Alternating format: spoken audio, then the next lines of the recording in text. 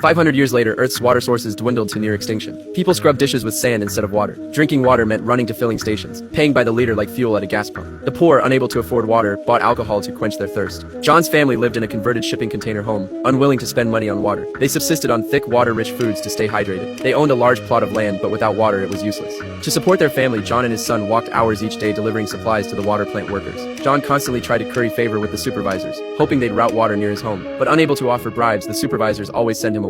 On their return journey, their long-suffering donkey finally collapsed from dehydration. Over the years, the donkey had become part of the family.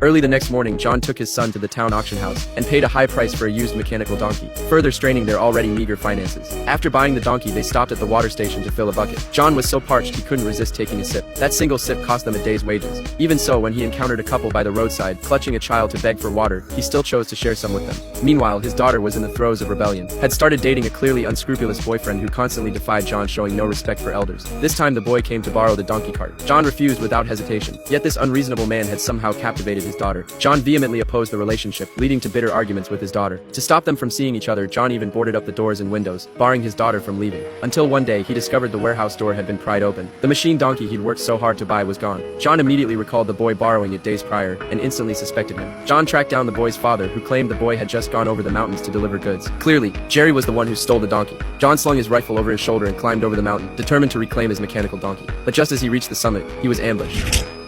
When John came to, he found himself threatened by several men. The water plant workers accused him of using the mechanical donkey to smuggle away their supplies. No matter how John tried to explain, they refused to believe him. Fortunately, John was a skilled fighter. He wrestled a gun back and managed to escape. At dawn, he finally tracked down Jerry. Jerry was bound and gagged. John intended to bring him back to confess before the water plant workers, clearing his own name. But the journey was long and both men were severely dehydrated. Not a single drop of water was among the supplies Jerry had stolen. As Jerry feigned weakness, John gradually lowered his guard. He even untied Jerry's bonds. It turned out Jerry also wanted to restore life to this land, but he disagreed with John's approach of begging the water plant. Taking advantage of John's exhaustion, Jerry suddenly struck back. He struck John with a rock, ultimately causing John's death from dehydration. Amy and John lost their father, while Jerry moved into their home. Kept in the dark by Jerry, they remained unaware of the truth. Later, Jerry confronted the water plant foreman. He brandished a dagger engraved with his name, threatening to frame the foreman for John's murder unless he altered the water diversion route. Given their recent conflict, the accusation would be believable. Panicked, the foreman yielded. Thus, water finally flowed to the land.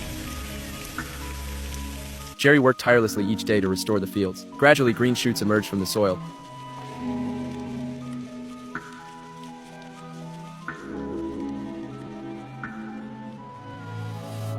And life returned to the wheat fields. Amy was about to become a mother, and she and Jerry held a grand wedding ceremony. But on the very day of the wedding, a drunken Jerry was tormented by guilt over his past crime.